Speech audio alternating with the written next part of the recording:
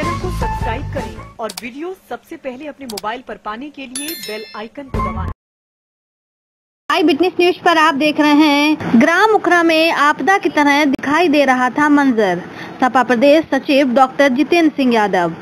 उत्तर प्रदेश के फर्रुखाबाद में समाजवादी पार्टी के प्रदेश सचिव डॉक्टर जितेंद्र सिंह यादव ने कहा कि ग्राम उखरा में दैवीय आपदा की तरह मंजर दिखाई दे रहा था।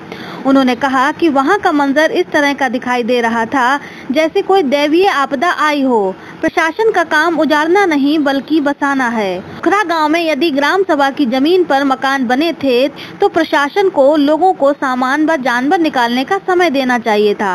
40-50 साल से जो लोग वहां रह रहे थे तब किसी ने नहीं देखा।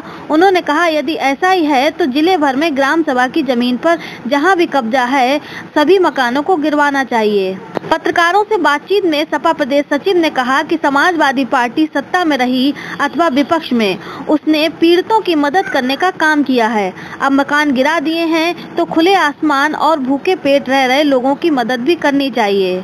उन्होंने कहा हमारी पार्टी प्रदेश के हर पीड़ित के साथ खड़ी है और थाना नवाबगंज क्षेत्र के ग्राम उखरा में जो कार्रवाई हुई है उसे बेघर हुए परिवारों के साथ हम हर तरह से खड़े हैं। मीडिया से बातचीत करते हुए समाजवादी पार्टी के प्रदेश सचिव डॉक्टर जितेंद्र सिंह यादव ने कहा कि ग्राम उखरा में बेघर हुए लोगों की यदि प्रशासन मदद नहीं करता है तो समाजवादी पार्टी तरफ से जगह तलाश कर उनके मकान बनवाने में सहयोग करेगी। प्रशासन और सरकार का काम होता है लोगों को बसाना, उजाड़ने का काम नहीं होता है। और अगर कोई गलत तरीके से रह रहा है और कर रहा है, पिछले 40 सालों से वहाँ जो पुराने मकान बने थे तो उनको एक समय देना चाहिए, बताना चाहिए, कम से कम सामान को निकालने का, जानवरों को निकालने का, जिन बेटियों की शादी थी उनकी शादी का सामान निकालने का, उनको वहाँ पर मौका नहीं दिया गया। हम समाजवादी पार्टी के लोग,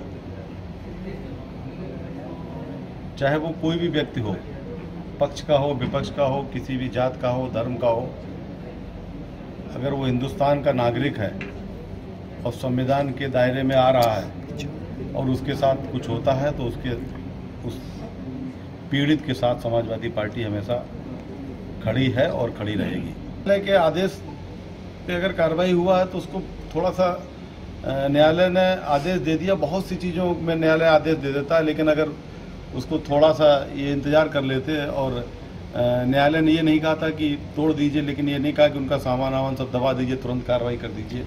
उनको मौका दिया जा सकता था, 2 दिन का अल्टीमेटम दिया जा सकता था, मीडिया में सर्कुलेट किया जा सकता था कि इन घरों को 4 दिन तक तोड़ा जाएगा, आप अपना अपना सामान हटा लीजिए, न्यायालय का आदेश है, उसके बाद हमारी कोई जिम्मेदारी नहीं रहेगी। तो शासन से जो मैंने अभी बताया है कि जितने लोगों के घर गिराए गए हैं उनको वहाँ घर बनाने के लिए सरकार पट्टे की ज़मीन मुहैया कराए और कहीं न कहीं से इंदिरा आवास या जो भी सरकारी योजना है उसका लाभ दे या उनको कुछ मुआवजा दे।